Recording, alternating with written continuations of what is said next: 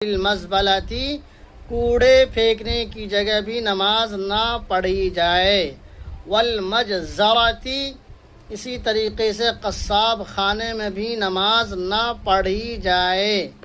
والمقبرتی اور قبرستان میں بھی نماز نہ پڑھی جائے، وقاریعۃ الطریق شاہراہ پر بھی نماز نہ پڑھی جائے، راستوں پر بھی نماز پڑھنے سے منع فرمایا ہے، وفی الحمام اور غسل خانے میں بھی نماز نہ پڑھی جائے، وفی معاطن الابل اور اونٹ کے باڑوں میں بھی نماز نہ پڑھی جائے، وفوق ظہر بیت اللہ اور کعبہ شریف کی چھت پر بھی نماز پڑھنے سے منع فرمایا گیا ہے۔ تو معلوم ہوا کہ ان 7 جگہوں پر نماز